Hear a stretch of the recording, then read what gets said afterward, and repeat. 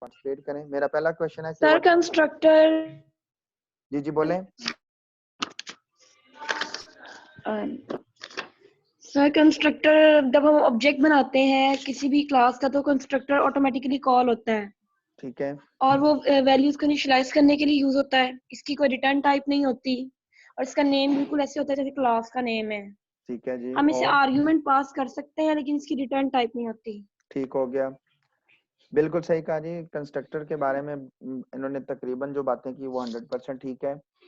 It's a special type of member function that is automatically called when the class object is created. It is basically used for the declaration of object of the class, and not only for the declaration of the object, it is initialize the object's data members. And how to create the objects, bilkul sahi kaha, it's the same as the class name, and but it has no return type. As the arguments, you can pass the arguments to the constructors. ये constructors के बारे में basic चीजें थी जो बहुत ही neat and clean point of view से उन्होंने उसको डिफाइन किया। बात करते हैं सबसे पहले, देखें ये आप ही का क्वेश्चन है, इसमें कोई नई चेंज नहीं है कि D1 D2 था, आपने D1 डॉट गेट डेटा किया। मेरी बहुत अच्छी क्लास है BSCS, मेरी दोनों क्लासेस ही बहुत कमाल की हैं। ये बात नहीं है कि BSIT या मैं जिनको पढ़ा रहा हूँ वो क्लास नालायक हैं या वो बच्चे नहीं है, लेकिन आपका रिस्पांस, इंस्टेंस रिस्पांस बहुत अच्छा है, बहुत अच्छा रिस्पांस है। तो बात कर रहा हूँ कि सबसे पहले कि जब गौर से सुनिएगा बातें, क्योंकि अभी ये बातें आगे आपको, अगर आपके कॉन्सेप्ट क्लियर नहीं होंगे तो प्रॉब्लम क्रिएट करेगा। When we have create the D1 एंड D2, then the no argument constructor is executed for execute for D1, and when you have to create the D2, then the no argument constructor is automatically called for D2. तो D1 के लिए उसने message दिया I am no argument constructor, और फिर D2 के लिए उसने कॉल किया I am no argument constructor. Okay, उसके बाद हमने D1 डॉट गेट डाटा किया, तो D1 डॉट गेट डाटा के लिए कंट्रोल गेट डाटा में गया, तो गेट डाटा के अंदर आने वाले जो डाटा मेंबर्स थे, गौर से देखिए, गेट डाटा के अंदर आने वाले डाटा मेंबर्स, मैं सी आउट की स्टेटमेंट्स की बात नहीं कर रहा, I am considering the statement number 28 and 30। तो आ रहा है जनाब, there is a feet and the inches, so these feet and inches belongs to the D1 because this member function is invoked by the D1. So in a state, then the control again come into the statement number 46 में terminator, then it goes to the 47 and there is a D2 dot set data. D2 dot set data जो उनसा है, जैसे ही वो इस member function को invoke करेगा तो control सीधा अगेन सेट एट डिस्टेंस में गया और उसने फीट और इंचेस, और यहाँ पर भी अगेन फीट और इंचेस D2 के हैं, और इसके बाद D1 D2 को शो कर दिया। बच्चों यहाँ पर यूजर कहता है कि no I want to create my D2 via this process. वो कहता है मैं सेट डाटा कॉल नहीं करना चाहता। बेसिकली जब मेरा D2 क्रिएट हो रहा था, देन मैं इसको यहीं पर इनिशियलाइज करना चाहता था। मैंने आपको बात दी थी कि रियल लाइफ एग्जांपल के अंदर मैंने आपको एक एग्जांपल दी थी कि भाई डी कंस्ट्रक्टर का काम ना सिर्फ बनाना बल्कि इनिशियलाइज भी करना है। जैसे हर पैदा होने वाले बच्चे को हम अजान देते हैं तो इसका मतलब है कि हम उसे इनिशियलाइज कर रहे हैं कि आप एक मुसलमान हो। अब उसका नाम भी रखना उसकी इनिशियलाइजेशन में आता है। अगर हम उसका नाम नहीं रखते तो बाय डिफॉल्ट उसका नाम मोहम्मद रखा जाता है, लेकिन जैसे हजरत इमाम हसन और हुसैन के बारे में हम बचपन से सुनते आ रहे हैं और हमें मालूम भी है कि उनका नाम रोजे पहले initial day of the universe उनका नाम डिफाइन कर दिया गया था कि इनका नाम मोहम्मद हसन और हुसैन रखा जाएगा। तो भाई हम नाम भी दे रहे हैं तो वैल्यूज भी दे रहे हैं। तो अगर कोई at the declaration time, at the declaration, word is at the declaration time, if anyone want to initialize the object like D2 with any values that is passed by the main function, तो कैसे करेंगे? तो यहाँ पर अभी तक कोई ऐसा कोई मैकेनिज्म नहीं है। कौन सा ऐसा मैकेनिज्म नहीं है? देखिए यहाँ पर ये तो था आपका कंस्ट्रक्टर, ये तो आ गया no argument constructor, and if I want to initialize another object with two argument constructor, तो भाई मेरे पास ऑलरेडी एक नो आर्गुमेंट कंस्ट्रक्टर है, तो can we have defined, can we have an ability in C++ that we can define any objects with another type of constructor, like जैसे कि float है, तो there is two type of constructor, the first one is the the no argument constructor and this is called the two argument constructor. एक ही class के अंदर, एक ही body के अंदर, एक ही क्लास के अंदर, एक ही बॉडी के अंदर दो फंक्शन एक ही नाम के हैं। क्वेश्चन आ गया, एक ही क्लास के अंदर, एक ही ब्लॉक के अंदर दो दो फंक्शन, यहाँ कंस्ट्रक्टर की बात नहीं कर रहे हैं, एक ही नाम से, दिस इज कॉल्ड, पढ़ा हुआ है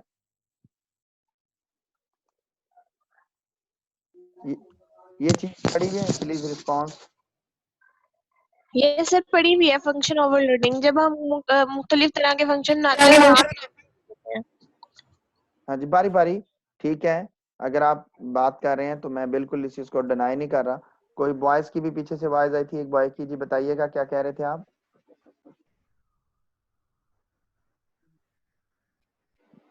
कोई ऐसा जो बताना चाहे, कोई ऐसा? ओके जी, मैं बात करता हूं आप ही की बात को दोबारा, मैं यहीं पे बात को फॉलो करता हूं। देखें, फंक्शन ओवरलोडिंग में होता है कि same name but different signatures. Different signature किस तरह के? सबसे पहले उस जैसा कोई ना हो, उस जैसा कोई ना हो उसके आर्गुमेंट्स में। Like there is no argument constructor, then हम कोई और नो आर्गुमेंट वाला नहीं बनाएंगे, हम कोई वन आर्गुमेंट वाला बनाएंगे। अगर कोई वन आर्गुमेंट वाला बना लिया तो देन इस आर्गुमेंट की time the type of the argument same नहीं होनी चाहिए, यानी इंटीजर नहीं होनी चाहिए, फ्लोट हो सकती है, डबल हो सकती है, चार हो सकती है। अगर दो एक जैसे हो गए तो फिर वो कहता है then the number of arguments may be different, तो फिर यहाँ पर दो आर्गुमेंट वाला आ गया, इंटीजर एंड फ्लोट। अगर कहता है कि सेम ही बनाना है, बनाना भी इंटीजर फ्लोट का ही है, तो फिर कहता है then must be swap the type of the arguments, मतलब चेंज होनी चाहिए। तो मतलब कि फ्लोट एंड इंट होने चाहिए rather than the int and float, because we have already used the int float type of member function in a class by using the function overloading। तो भाई अगर फंक्शन ओवरलोडिंग में same नाम था और भाई उसके पैरामीटर चेंज थे या उसकी टाइप चेंज थी या उनका सीक्वेंस चेंज था, तीनों बातें हो सकती है ना जी, तो फिर कंस्ट्रक्टर ओवरलोडिंग क्यों नहीं हो सकती जी? जब कंस्ट्रक्टर का तो नाम ही क्लास के नाम पे होता है तो ये तो बात ही फिक्स हो जाती है कि उसका नाम क्लास के बगैर तो हो ही नहीं सकता। तो बस फर्क सिर्फ रह गया कि उसके आर्गुमेंट्स की टाइप को। तो उसके आर्गुमेंट्स की टाइप के बारे में बात करते हैं कि this is the one argument constructor, no argument constructor, and this is two argument constructor. One argument तो हो नहीं ना सकता क्योंकि हमारे पास दो डाटा मेंबर हैं, तो दो डाटा मेंबर हैं तो फिर या तो हम इंटी के लिए भेजेंगे या फिर फ्लोट के लिए भेजेंगे। तो फिर हम बना सकते हैं, ये बात नहीं है कि नहीं बना सकते, लेकिन हमें जरूरत नहीं है इस चीज के बारे में। तो there is a two argument constructor. Two argument constructor में हम दो पैरामीटर पास करेंगे, the first one is int and second one is float. int is represent for the feet values and float is represent for the inches values। हम argument list के अंदर आएंगे और हम क्या करेंगे जी, हम INC जो आने वाले फीट्स हैं उनको फीट्स से इनिशियलाइज कर देंगे और आने वाले जो इंच है उनको इंचेस से असाइन कर देंगे, सॉरी इनिशियलाइज कह रहा हूँ। And then there is IM two argument constructor, there is not a one argument constructor in a body, we shows the message IM two argument constructor। अब गौर से देखें, मेन के अंदर हमने D1 क्रिएट किया, जैसे ही हम D1 क्रिएट करेंगे, याद रखिएगा जैसे ही हम D1 क्रिएट करेंगे तो हमारे पास बनने वाला जो कंस्ट्रक्टर होगा, याद रखिएगा जो बनने वाला कंस्ट्रक्टर होगा वो हमारे पास बनेगा D1। D1 वो 0 0 वैल्यू से होगा, लेकिन हमारे पास जो D2 बनेगा, याद रखिएगा जो D2 होगा हमारे पास, D2 उसके अंदर आने वाली वैल्यूज वो होंगी जो हम खुद से देंगे, जो हम बाय यूजिंग कंस्ट्रक्टर। कौन सा कंस्ट्रक्टर? टू आर्गुमेंट कंस्ट्रक्टर के जरिए जो हम दे रहे होंगे। अगर हम जिसके जरिए दे रहे होंगे तो फिर D1 के लिए चलेगा नो आर्गुमेंट, D2 के लिए टू आर्गुमेंट, इसके बाद D1 के लिए वैल्यू लेगा वो यूजर से, एग्जैक्टली वो वैल्यू लेगा। फॉर एग्जाम्पल हम वो वैल्यू देंगे 1 एंड 1.1। तो चलते हैं जी command prompt की तरफ and then we can see what will be happened here। I am no argument constructor, basically that this constructor is executed for the D1 and I am two argument constructor और ये statement display की गई by via D2। जैसे कि हमने कहा कि हम देंगे 1 and there is 1.1, feet के लिए 1 and inches के लिए हमने 1.1 दिया है, and then it display the result on the screen, there is a 1 and 1.1, it is displayed D1 dot show data and distance 2 is displayed by the 2 feet and 7 inches, जो कि हमने यही दिया हुआ था आई थिंक सो। अगर हम I am not wrong तो हम चलते हैं, यस एग्जैक्टली। तो इस वैल्यू को कोई फ्लोट में कर लेते हैं, देयर इज 2.75, ताकि अगली बार 7 के बजाय हमें कोई फ्रिक्शनल वैल्यू को कंप्लीट फ्रिक्शनल वैल्यू में नजर आए। यहाँ तक किसी को कोई प्रॉब्लम कंस्ट्रक्टर ओवरलोडिंग में तो बात करें, नहीं तो फिर हम आगे की तरफ मूव करते हैं। सर ये नहीं इसका मतलब है जब D2 में हम अपना ऐसा मतलब कंस्ट्रक्टर ऐसा बना लेंगे जो 2 वैल्यूज ले रहा है, तो हम उसके अपने ऑब्जेक्ट के साथ ही अपनी वैल्यूज डिफाइन कर रहे हैं, चाहे इंट किया है, चाहे फ्लोट किया है, चाहे कैरेक्टर के 4 किया है, और नीचे फिर फंक्शन में उसको बिल्कुल कॉल नहीं कर, मतलब कोई फंक्शन में नहीं उसको हम भेजेंगे। नहीं बिल्कुल नहीं जी, ऐसे ही है सर? बिल्कुल ऐसे ही है। कंस्ट्रक्टर ऑटोमेटिकली कॉल हो रहा है। कंस्ट्रक्टर के लिए हम कोई स्पेशली उसे कोई कॉल नहीं कर रहे, वो ऑटोमेटिकली कॉल हो रहा है when the class object is created. और उसका सबसे बड़ा फायदा यही होता है कि जब देखें आपने जब एक ऑब्जेक्ट बनाया तो आप चाहते हैं कि एट द डिक्लेरेशन टाइम उसको इनिशियलाइज हो जाना चाहिए, तो वो उसी वक्त इनिशियलाइज भी हो रहा है। बस कंस्ट्रक्टर का काम और है ही नहीं है कि जब कोई आप जगह बनाएं, वो ना सिर्फ जगह को बनाए बल्कि आपकी मर्जी के मुताबिक उसे इनिशियलाइज करें, ना कि वहां पे गार्बेज वाला कूड़ा किटकिट फेंके। वहां पे वो आपकी मर्जी के मुताबिक, बात समझ में रहे हैं, आपकी मर्जी के मुताबिक वो वहां पे उस डाटा को initialize. Yes sir. Okay sir. हाँ और जी। सर ये दूसरी बात ये थी कि हम 2 कंस्ट्रक्टर बनाए, पहले जब हमने नो आर्गुमेंट बनाया, वहां हमने 2 आर्गुमेंट बनाया। सर ये जब हमें लिखा हुआ नजर आता है तो ये हमें सी आउट कराना जरूरी है कि हमने जितने बनाया हम उसको शो करवाएंगे हमने कितने बनाए? नहीं नहीं, ये तो सिर्फ आपकी अंडरस्टैंडिंग के लिए ना। कुछ बच्चे बहुत जल्द इस चीज को पिक कर रहे हैं, उन्हें पता चल गया कि सर ठीक है कि जब हम कॉल की तो ये D1 चला, नो के लिए D2 चला, 2 के लिए। लेकिन मैं सिर्फ आपकी बेटर अंडरस्टैंडिंग के लिए ये इस चीज को यहाँ पे शो करवा रहा हूँ, अदरवाइज इसको शो करवाने की कोई सच जरूरत नहीं है। ये तो सिर्फ आपकी बेटर ओके। अंडरस्टैंडिंग के लिए। हाँ यस सर, ठीक है सर। जज़ाकल्लाह सर। जी ओके। और मुझे बताएं जी कि किसी को यहाँ पे कोई प्रॉब्लम कोई चीज। अच्छा मेरा क्वेश्चन ये है कि how to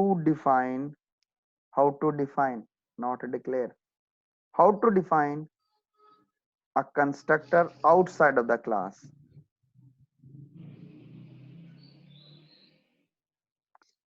How to Define not declare, declare तो already देखे नो आर्गुमेंट कंस्ट्रक्टर।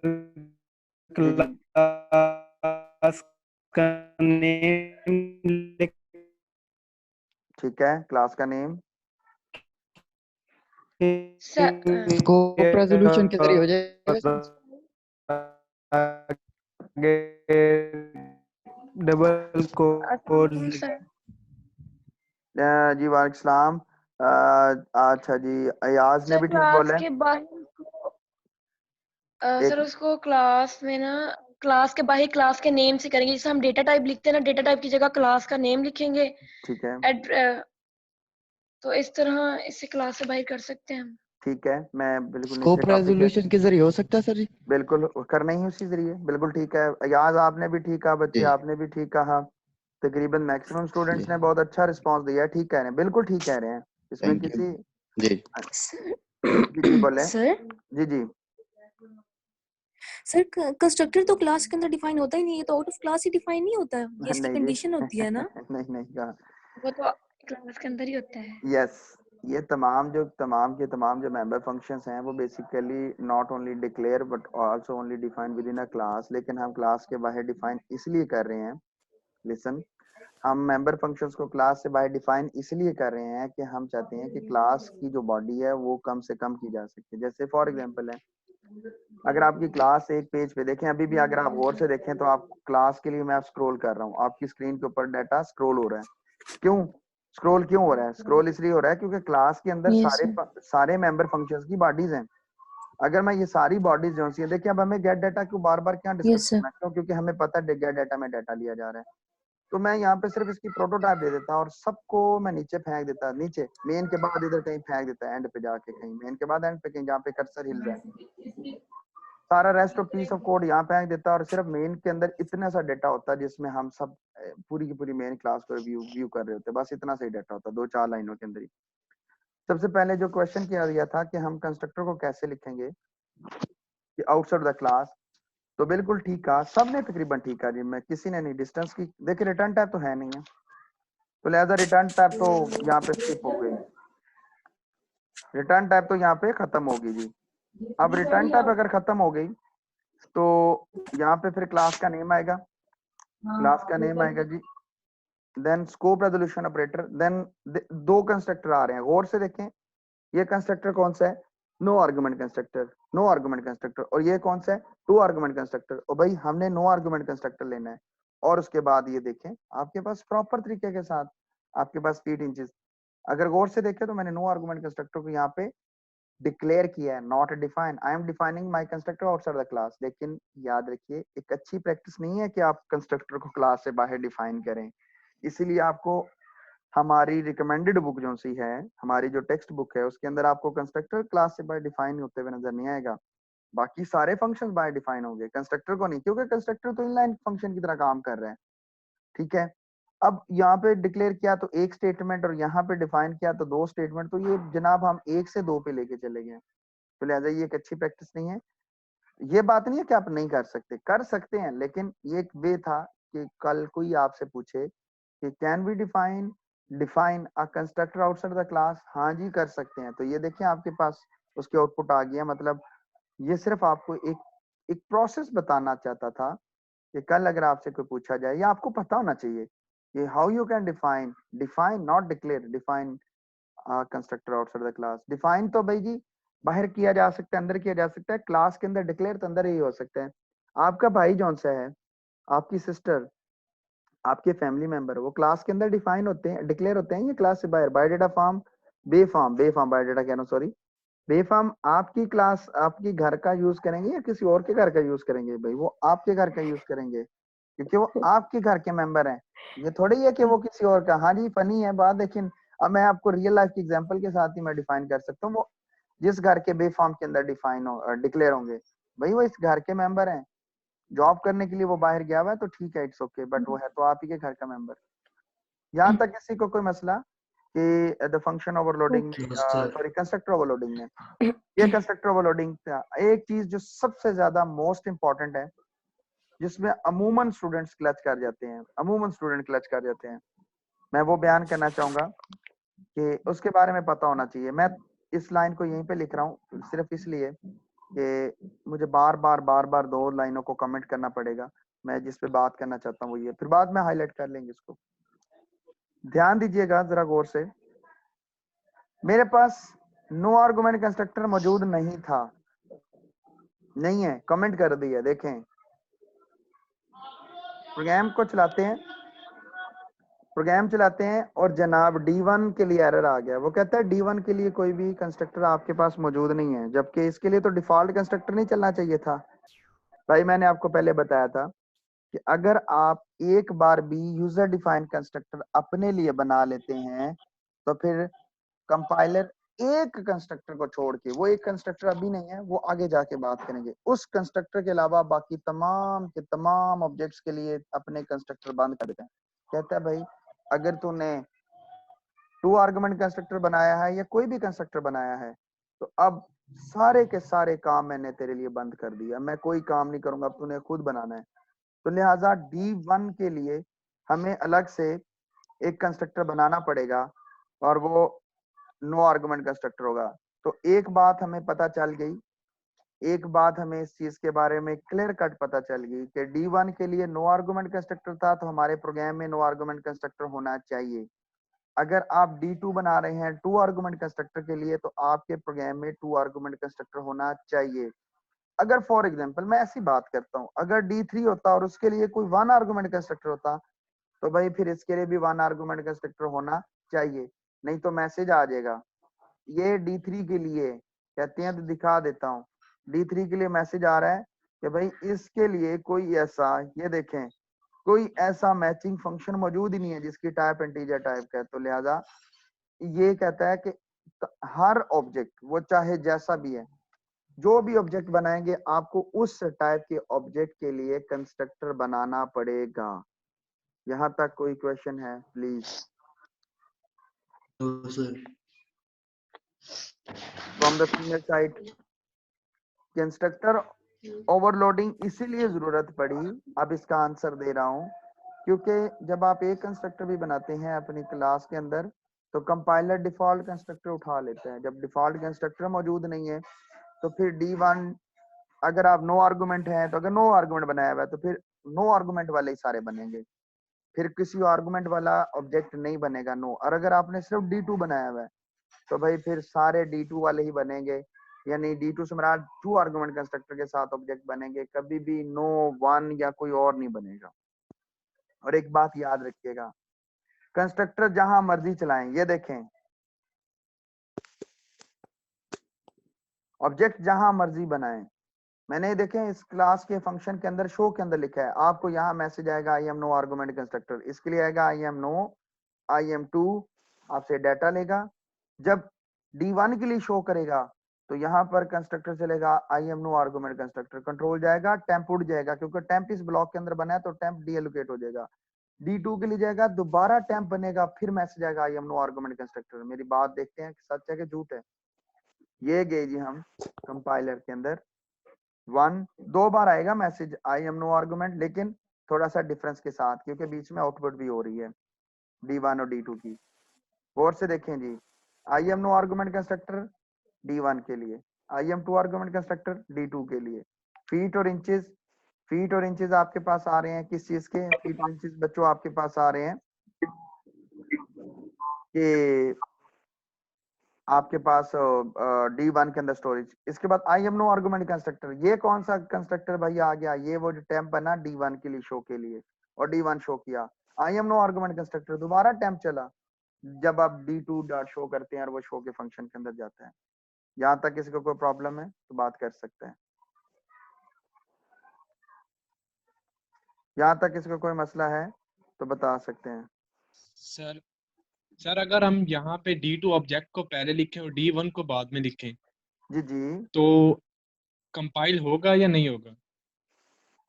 मतलब समझ नहीं आ रही बात की कि मतलब इंट मेन फंक्शन में सर हमने ऑब्जेक्ट क्रिएट किया D1 और D2। हाँ जी, सर D1 के लिए हम नो आर्गुमेंट वो कंस्ट्रक्टर नहीं लिखते, उसको कर देते हैं कमेंट कर देते हैं। दोबारा आपने कहा D1 D2 आपने 2 ऑब्जेक्ट बनाए, देन सर D1 को हम कमेंट्स कर देते हैं नो आर्गुमेंट कंस्ट्रक्टर का, ठीक है, और D2 को हम पहले लिखते हैं D1 के। ठीक है, तो सर ये कंपाइल होगा या नहीं होगा? ये D1 100% को इधर ले बात। बिल्कुल। ये आप जरा मैसेज देखिएगा, D2 पहले चलेगा, D1 बाद में चलेगा, बिल्कुल इसमें कोई ऐसी मसले नहीं है। अब D2 पहले बन गया, जरा पहले D2 के लिए मैसेज आएगा जो कि 2 आर्गुमेंट है, फिर नो आर्गुमेंट कंस्ट्रक्टर आएगा D1 के लिए। ये देखिए मैसेज आ गया। Yes sir. हाँ जी, यहाँ तक इसका कोई मसला? हम इस टॉपिक को यहीं पे वाइंड अप करते हैं। और सॉरी वो गलती से स्क्रीन शेयर मैंने करनी थी। और यहाँ पे ना मैं दोबारा रीज्वाइन करूंगा, हमारे पास रिमेनिंग मिनट 5.5 मिनट रहते हैं। और यहाँ पे मैं वीडियो को भी स्टॉप करता हूँ।